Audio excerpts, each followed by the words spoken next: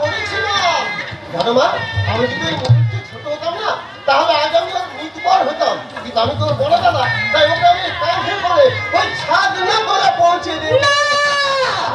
তোকে বিয়ে দিতে যেতে হবে না। মা কেন যাওয়া হবে না মা?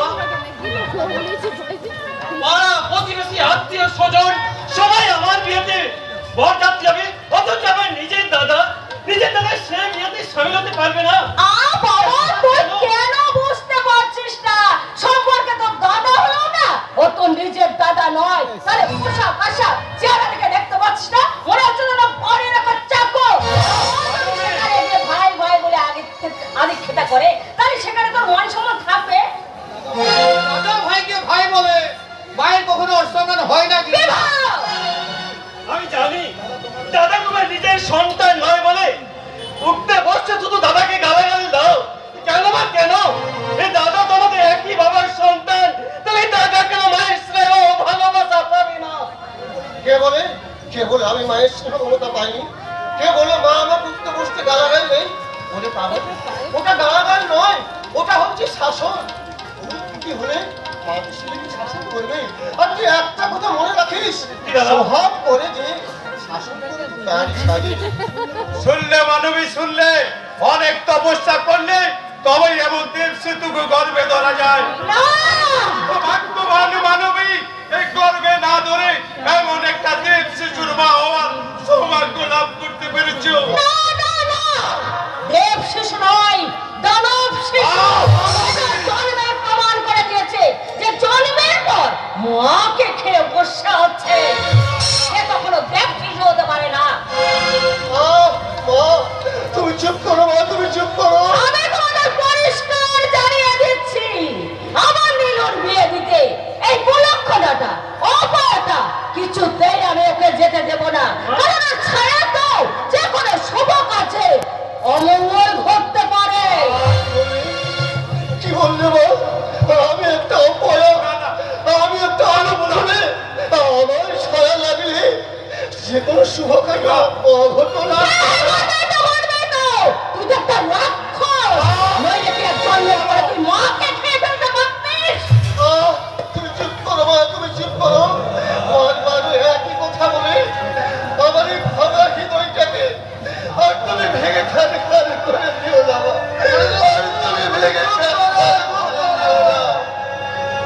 আচ্ছা সত্যি করে রাখো, সত্যি কি জন্মের পর আমি আমার মাকে খেয়ে ফেলেছি? তাই যদি হয় তাহলে সেদিন আমাকে গলাটিতে মেরে ফেললে আর কেন বাবা? কেন গলাটিতে মেরে ফেললে না? কেন বাবা? বাবা চুপ কর তুই। এবার তোমার থামবে নাকি ঘরের ছাদ ছুঁয়ে ফেলে আমি দিদিকে চলে যাবো? না ছোট বাবু না, ও কথা বলো না। তোমার জন্য যে একটা মেয়ে করে সাজ করে অপেক্ষা করছে, আর সময় মতো না পৌঁছতে পারলে সাথে লগ্ন ভোজটা হয়ে যাবে। হ্যাঁ ঠিক বলেছো। তুই আর দিদি পরিষ্কার ভাই, তুই আয়, এগুলো আমি তোর গাড়িতে রেখে আসছি। রেখে আসছি মানে তুমি যাবে না? এমন করে যাবো রে, শুনলি না? আমি একটা অপয়া অনুকূলে আমার ছায়া লেগে তোর বিয়েতে যদি কোনো অঘটন ঘটে যায় তাহলে কি আমি বলেও শান্তি পাবো না রে ভাই। তুই আয়, এগুলো আমি রাখতে চললাম। দাঁড়াও দাদা, অনেকক্ষণ থেকে তোমাদের আমি অনেক নাটক আমি সহ্য করেছি, তবে আমারও শেষ কথা তোমার শোনো। আজ যদি দাদা আমার সঙ্গে আবার বিয়ে দিতে যায় তবে আমি বিয়ে করতে যাব, নইলে বিয়ে ক্যান্সেল। বাবা এরপরে তুই যেতে অস্বীকার করবি না বাবা, ভাই যখন এত বড় একটা কথা বলে ফেলেছি তখন আমি বিয়ে দিতে নিশ্চয়ই যাবো বাবা। কি বলি তুই? এত কিছুর পরও তুই বিয়ে দিতে যাবি? আমার কথা কি কোনো মূল্য নেই তোর কাছে? বাবু, তোমার কথা আমার কাছে বেশবাক্য মনে হলেও ভাই যে একটা আবেগে বসে কঠিন সিদ্ধান্ত নিয়ে ফেলেছে, ও যদি আর সত্যি বিয়ে দিতে না যায় তাহলে যে মস্ত বড় অঘটন ঘটে যাবে মা। তবে তবে তুমি কোনো চিন্তা করো না মা, আমার মতো অপায়ের ছায়া যাতে বিয়ের কোনো অনুষ্ঠানে না পড়ে তাই তো আমি সবসময় দূরে দূরে থাকবো মা। আর আমি ওই বরযাত্রীদের সঙ্গে নয় মা, আমি ওই বাজনাদারদের সঙ্গে পিকআপ ফেলে চড়ে আমি এই ভাইয়ের বিয়ে দিতে যাবো। ভাই আর এবার দেরি হলে লগ্ন যে পেরিয়ে যাবে, সব অভিমান ভুলে গিয়ে আবার আগের মতো খুশি মনে বিয়ে করতে চলো। যাবে পড়তে বিয়ে সঙ্গে যাবে কে? ঘরে আছে এই পাগলা ভোলা বউ। যাবে ঘরে আছে এই পাগলা ভোলা বউ।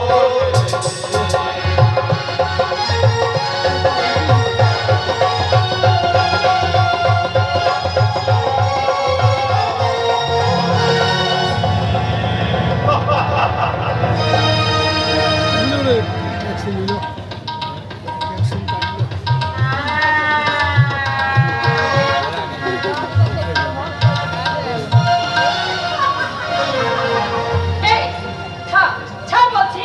এই, একদম, একদম আমার সঙ্গে আসতে পারবি না। বুঝলি, আমি ভীষণ আজ tired আছি। সকাল থেকে প্রাণের সাথে ধ্যান করলে একটু তো টাইট হবেই সখী।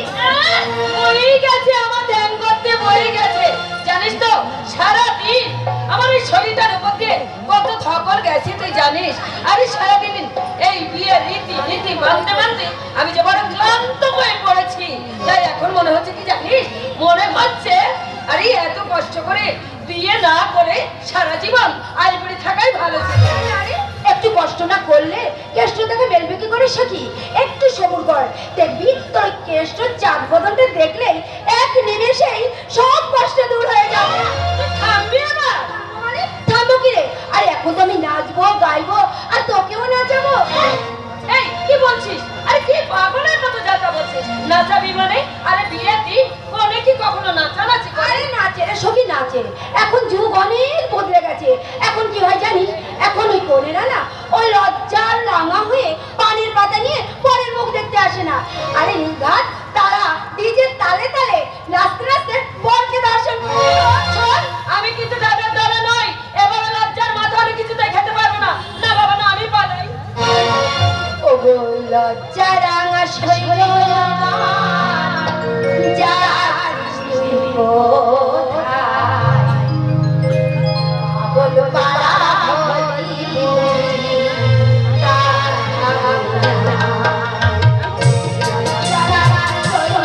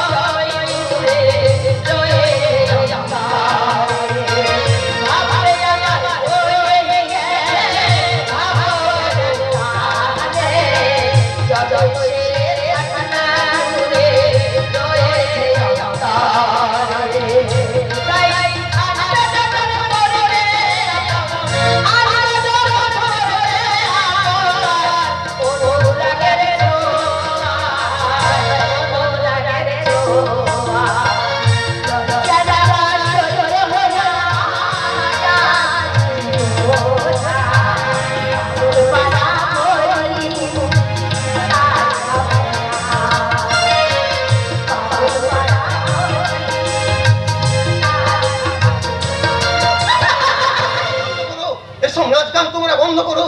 ওদিকে এত বড় একটা অঘটন ঘটে গেল আর তোমরা এখানে নাচানাচি করছো। অঘটন? ওটা ঘটনা আপনিই বা কে? আমি আমি ওই পরের কথা ভোলা গো ভোলা, পরের গাড়ি অ্যাক্সিডেন্ট করেছে। তাই জন্য খবর পেয়ে ছুটতে ছুটতে এখানে এলাম। অ্যাক্সিডেন্ট করেছে? হ্যাঁ গো হ্যাঁ, ওই ডাম্পারের সঙ্গে মুখোমুখি সংঘর্ষে পরের গাড়িটা থেকে দুমড়ে মুচড়ে গেছে। আমার ভাইটা আপনার ভাইটা? আপনার ভাইটা কি হয়েছে? বলুন বলুন, দয়া করে বলুন, কি হয়েছে নীলাদ্রি? মাথায় প্রচন্ড আঘাত লাগার কারণে দিনাত্রি অজ্ঞান হয়ে গেছে। ডাক্তারবাবু বলেছেন 48 ঘন্টার মধ্যে জ্ঞান না ফিরলে আমার ভাইকে নাকি আরো পয়সা। চুপ করুন! দয়া করে আপনি চুপ করুন! এমন নিষ্ঠুর কথা আপনি উচ্চারণ করবেন না। আপনি না নীলাদ্রির দাদা? আমি হ্যাঁ বলুন, সত্যি কি আপনি নীলাদ্রির দাদা নাকি তার কোনো শস্ত্র? তা না হলে আপনি আমাদের এমনি ভাবে বিয়েটা ভেঙে দেওয়ার জন্য এক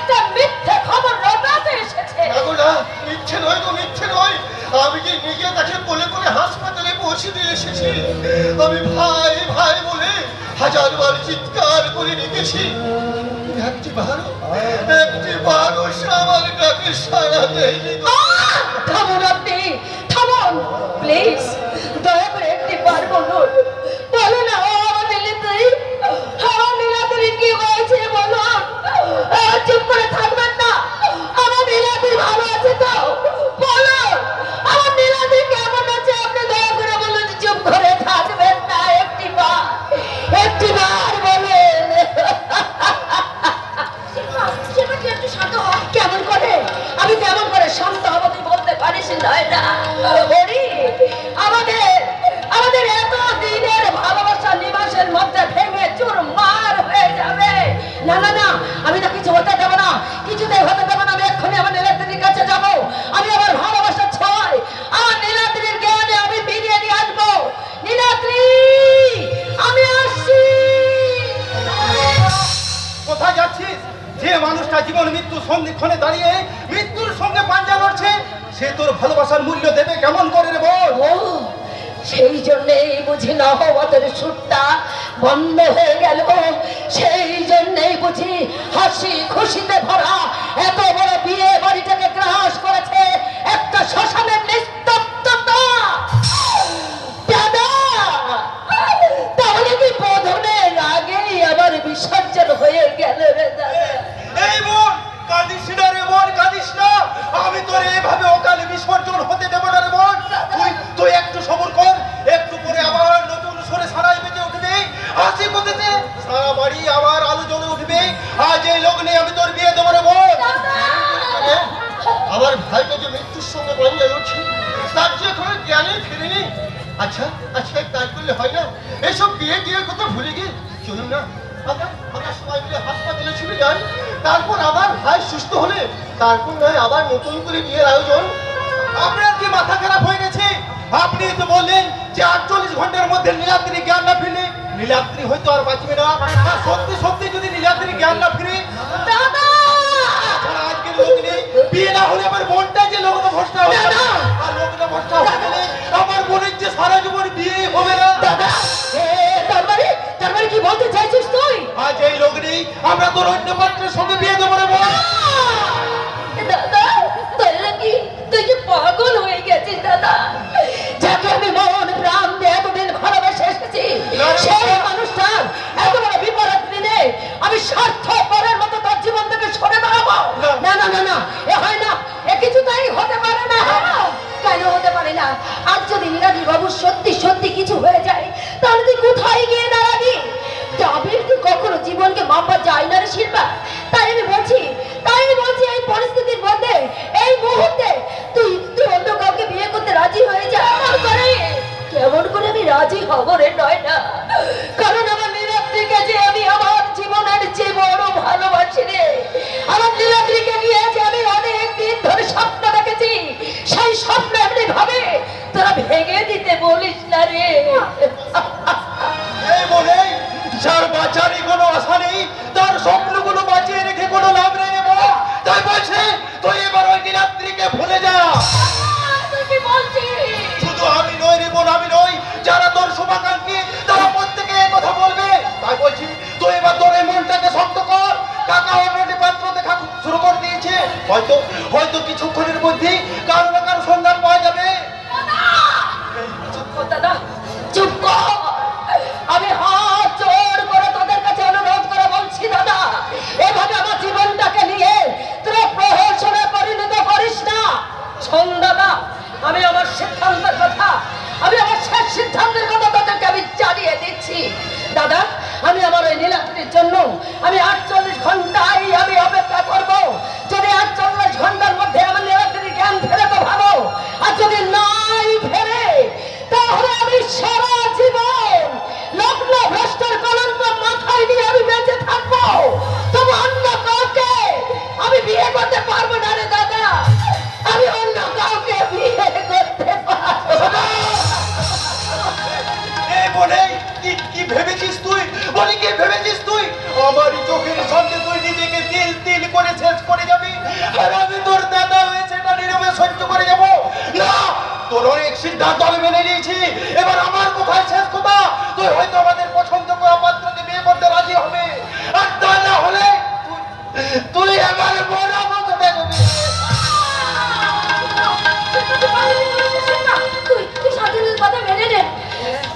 আরে না না, হ্যাঁ বেশ, তবে তাই হোক দাদা, তাই হোক। দাদা রে, তোর মরা মুখ দেখার আগে আমার জন্য মৃত্যু হয় রে দাদা, আমার জন্য মৃত্যু হয়। আর আমার কিছু বলার নেই রে দাদা, তাই আজ আমার মনটাকে খুন করে তোদের ইচ্ছাকেই আমি মেনে নিলাম না দাদা, তোদের ইচ্ছাকেই আমি মেনে নিলাম। বাহ, বাহ, চমৎকার চমৎকার, আপনাদের বিবেকের বিচার। কেমন মানুষ তো আপনারা, মরার আগে আমার ভাইটাকে আপনারা মন থেকে মেরে ফেললেন। না না না, আপনারা তো সিদ্ধান্ত নিয়েছেন। সত্যিই তো আমার ভাইটা মরল তো ক্ষতি কি, আপনার বোন তো একটা নতুন জীবন পাবে। যান, মহা ধুমধাম করে আপনি আপনার বোনের বিয়ে দিন। আমি আমি চললাম। দাঁড়াও বাবাজি, জন্ম মৃত্যু বিয়ে তিন বিধাতা নিয়ে, আরে যেটা ঘটার সেটা তো ঘটবেই। কাকা বলে তুমি পাত্রের সন্ধান পেলে? কৃষ্ণ কৃষ্ণ হরে হরে, দুঃখের কথা আর আমি বলবো কি রে। হ্যাঁ রে বাবা শান্তনু, আমি অনেক জায়গায় চেনা অচেনা অনেক জায়গায় আমি ফোন করে দেখলাম, কিন্তু কেউ আমার শিল্পাবার মতো একজন যোগ্য পাত্রের সন্ধান দিতে কেউ পারলো না। কাকা সত্যি সত্যি কি শিল্পাই লগ্ন ঘোষণা হয়ে যাবে? ছি বাবা শান্তনু, আরে ওরকম অলক্ষণে কথা বলিস না। আরে আমি বেঁচে থাকতে আমার শিল্পামা কখনোই লগ্ন ভ্রষ্টা হতে পারে না। আজ এই নির্দিষ্ট লগ্নে আমি আমার শিল্পামার বিয়ে দেব। কিন্তু কিন্তু পাত্র কোথায় পাবেন? হ্যাঁ হ্যাঁ, পাত্র কোথায়? পাত্র, আরে এই তো পাত্র আমাদের মাঝেই দাঁড়িয়ে আছে। আমি পাত্র হতে দেবো কেন? আমি কই পাত্রের দাদা ভোলা গো, ভোলা। আরে ভোলা নয় বাবাজি, ভোলা নয়, তুমি হচ্ছে স্বয়ং ভোলা না। আমার কৃষ্ণ বড়ই করুণাময়, এমন বিপর্যয় ঘটবে জেনে তিনি আগে ভাগে তোমাকে এখানে পাঠিয়ে দিয়েছেন। ওরে শান্তনু, তুই আবার বিয়ের আয়োজন কর রে, তুই আবার বিয়ের আয়োজন কর। আজ এই পাত্রের সাথে আমি আমার শিল্পামার বিয়ে দেব। আমি আমি এই বিয়ে করতে পারবো না, আমি এই বিয়ে করতে পারবো না। বলি কেন পারবে না? কেমন করে পারবো? আমার স্নেহের ছোট ভাইটা জমের সঙ্গে লড়াই করছে, আর আমি এখানে তার পাত্রীকে বিয়ে করব। আমার বাবা মা পাড়া প্রতিবেশী সবাই আমাকে ছিছি করবে গো, ছিছি করবে। ছিছি নয় বাবাজি, ছিছি নয়। তুমি একজন অসহায়া নারীকে লগ্ন ভ্রষ্টার কলঙ্ক থেকে মুছে তুমি তাকে নবজীবন দান করছো, আর এতে সবাই তোমাকে বাহবা দেবে, বাহবা। আমি আপনাদের কেমন করে বোঝাই যে আমি একটা অকর্মণ্য অপদার্থ ছেলে, আমার সঙ্গে বিয়ে হলে ও যে কোনোদিনই সুখী হতে পারবে না। আমি সুখ চাই না, আমি একটু সিঁদুর চাই। সুযোগ দেওয়ার কোনো সামর্থ্যই আমার নেই। আমি তো একটা অকর্মণ্য অপদার্থ ছেলে, লেখাপড়া তেমন আমি কিছু জানি না। আমার সাথে বিয়ে হলে তোমার জীবনটাই যে নষ্ট হয়ে যাবে গো। কিন্তু ওর কলঙ্ক তো বুঝবে। আমি মানুষ হিসেবে একটা অসহায় মেয়ের জীবন বাঁচানো আপনার কি কোনো কর্তব্য নয়? কিন্তু আর কোনো কিন্তু নয় বাবাজি, আর কোনো কিন্তু নয়। আমি সবার হয়ে তোমার কাছে হাত জোড় করে অনুরোধ করে বলছি, ওহে শ্যাম সুন্দর মুরলী ধরো, আমার ভাইজিটাকে তুমি উদ্ধার করো বাবা। আচ্ছা আপনারা কেমন মানুষ বলুন তো? আমার এই পোশাক আশাক দেখে আপনারা বুঝতে পারছেন না যে আমি একটা চাকর বাকরের মতো মানুষ। আমি নিজের ঘরেই পরবাসী। আচ্ছা আমার মতো একটা অভাগার সাথে বিয়ে দেওয়ার চেয়ে এক কাজ করুন, ওকে গলায় দড়ি দিয়ে টাঙিয়ে দিন। আমাকে আপনারা ক্ষমা করবেন, আমি এ বিয়ে করতে পারবো না। আমি আরে বাবাজি, দাঁড়ান, আমার গলায় দড়ি বেঁধে টানিয়ে দিতে বললেন না?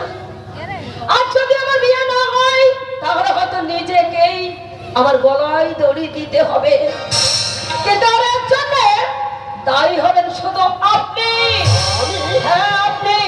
তাই তার আগে আমার এই বড় মাল্য আমি আপনার গলায় পরিয়ে দিলাম।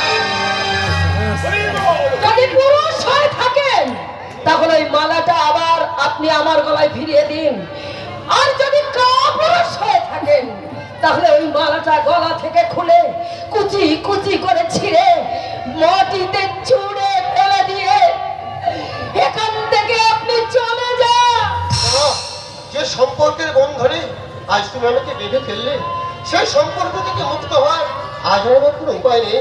তাই তো সেই সম্পর্কের স্বীকৃতি দিতে তোমার মালা আবার আমি তোমার গলাতেই পরিয়ে দিলাম। হরি বল, হরি বল। আরে আরে তোরা দাঁড়িয়ে আছিস কেন রে, দাঁড়িয়ে আছিস কেন? আরে শাক বাজা, উলু দে, হরি বল, গৌর নিতাই। আবার তাহলে বাজু বিয়ের সানাই।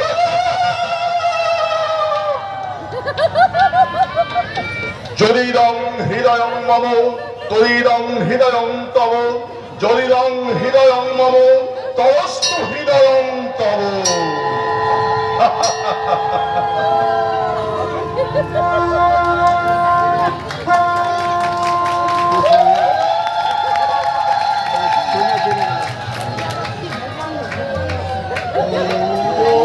জবাকুসুম সংকাসং কাশ্যপেং মহৎকুতিং ধন্তারিং সর্বপাপগ্নং প্রণং তস্মে দিবাকরং।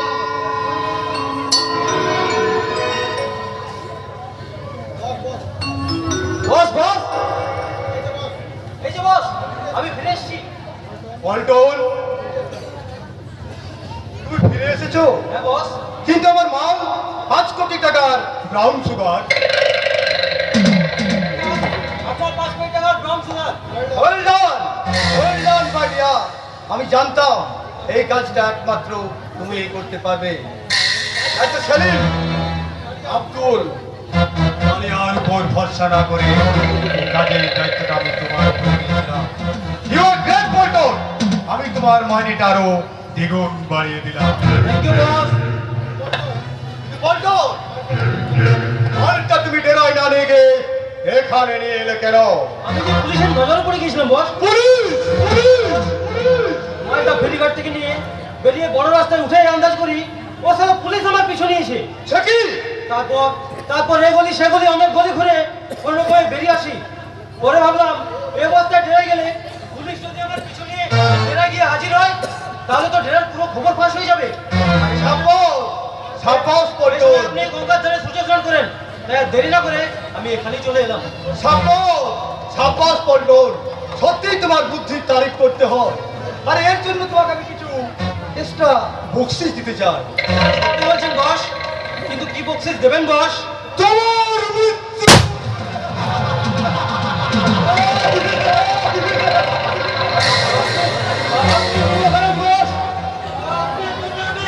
জান লড়িয়ে দিলাম আর আপনি কখনো আপনাকে মাফ করবেন না, কখনো না, কখনো না। এবার যাও পল্টন, ওই পবিত্র গঙ্গার বুকে তুমি লাশ হয়ে ঘুমিয়ে থাকো। ওই পবিত্র গঙ্গার জলে তোমার সব পাপ ধুয়ে একেবারে সাফ হয়ে যাবে, সাফ। আমার নাম টাইগার, আমি বাইরে মানুষ কিন্তু ভিতরে একটা জ্যান্ত জানোয়ার। এটা আপনি কি বললেন বস, যে নিজের জান বাজি রেখে আপনার এত বড় কাজ শুরু করে দিল, তাকে আপনি খতম করে দিলে? সরি সেলিম, এছাড়া আমার কোনো উপায় ছিল না। আরে পুলিশ ওর পিছু নিয়েছিল, হয়তো ওকে চিনেও ফেলেছিল। কাজে একদিন না একদিনও পুলিশের জালে ধরা পড়তো। আর ও ধরা পড়ে গেলে আমরা পুরো গ্যাং সমেত একেবারে আমিও ধরা পড়ে যেতাম। আর পুলিশ ধরার আগে আমি ওকে একেবারে যমরাজের হাতে টিকিটটা ধরিয়ে দিলাম, যাতে ওর হয় পেয়ে গেল আর আমিও একেবারে পুরোপুরি বেঁচে গেলাম। কিন্তু বস, এবার ওর ফ্যামিলির কি হবে? ওর বৃদ্ধ বাবা মা দুবেলা দুমুঠো খাবারের আশায় এই পথে বসে আছে, তারা তারা যে না খেতে পেয়ে মারা যাবে বস। দুনিয়ার প্রতিদিন এমন অনেক মানুষ আছে সেলিম, যারা না খেতে পেয়ে মারা যাচ্ছে। আরে সবাইকে নিয়ে ভাবতে গেলে আর আমি নিজেই তো একদিন ভিখারি হয়ে যাবো, তাই না? কিন্তু বস, আমার জীবন অভিযানে এই কিন্তু যদি শব্দগুলো নেই সেলিম। অন্যের দুঃখে বিচলিত হওয়া আমার ধাতে সয় না। আমি সারা অনেক ঘাটের জল খেয়ে বুঝে নিয়েছি, এই দুনিয়ায় নিজে সুখী হতে গেলে এইভাবে অন্যের সুখ করে নিতে হবে, আর নিজে বাঁচতে গেলে এইভাবে অন্যকে মেরে ফেলতে হবে। এই তোমার কাজের খবর কি? কাজে কাজ সাকসেসফুল বস।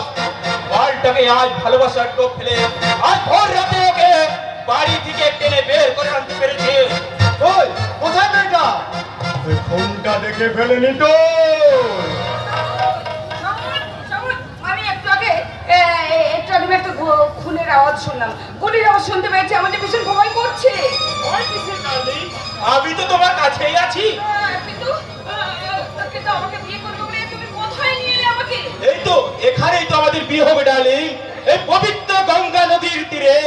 আর ইনাকে দেখছেন, ইনি আমাদের বামুন ঠাকুর। ইনি আমাদের বিয়ে দেবে।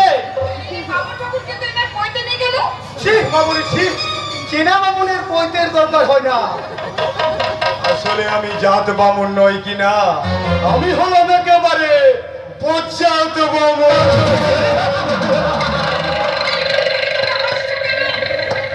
শোনো মেয়ে, আমি নিয়ে বিনিয়ে সাজিয়ে বাজিয়ে সময় নষ্ট করা আমি একদম পছন্দ করি না। আমি একেবারে ওই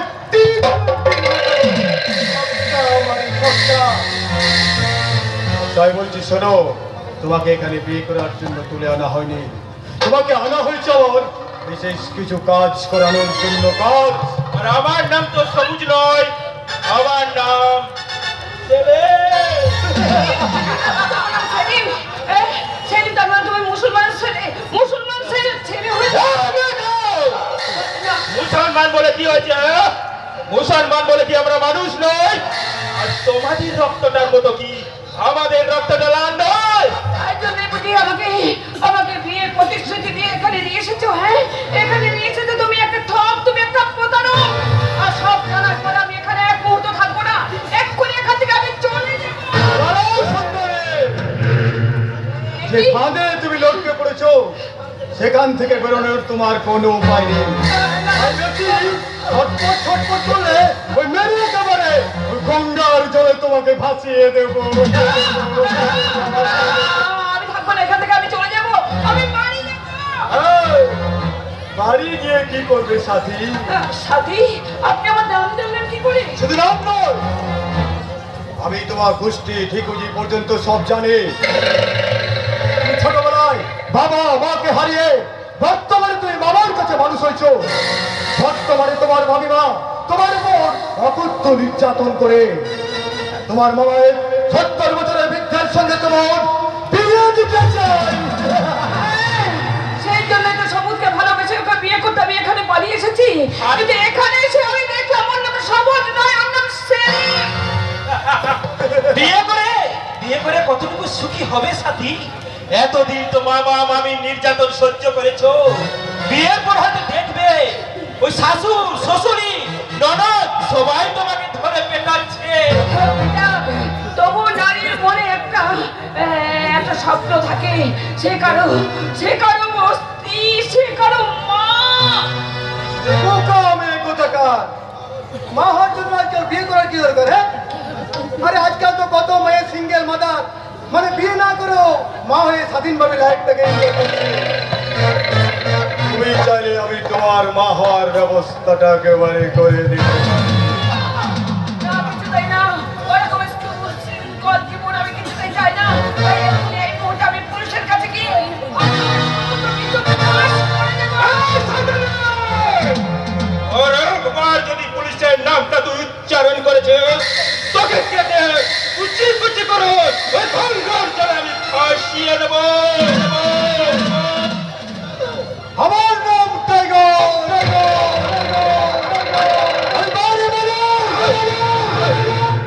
কিন্তু ভেতরে একটা জ্যান্ত জানোয়ার।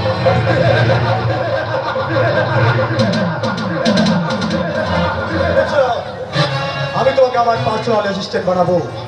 সবসময় দামি দামি পোশাক পরবে, গা ভর্তি গয়না পরে তুই শপিং করাবে বেড়াবে। কিন্তু তার হলো না, আসলে কপালে না থাকলে যা হয় আর কি। তাই সালেম দাও, ওকে একেবারে ছেদ করে দাও। ওকে বস, এখনো সকাল হতে ঢের বাকি, তার আগে ওকে আমি কেটে কুচি কুচি করে মাল বিষ করে দেব। তুমি আমাকে মেরো না, আমি বাঁচতে চাই, আমি বাঁচতে চাই। আপনি আমাকে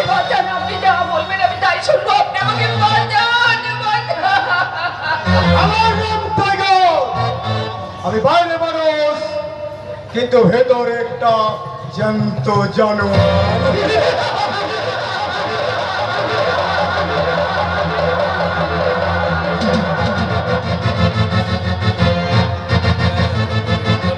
বিয়ে! আজ আমার নীলু বিয়ে করে নিয়ে বউ আনবে। আর সেই জন্য আমি সকালে উঠে স্নান সেরে শুদ্ধ শান্তি আচারে গরম ডালায় সাজিয়ে নিয়ে অপেক্ষা করছি, কিন্তু তারা এখনো আসছেন না কেন?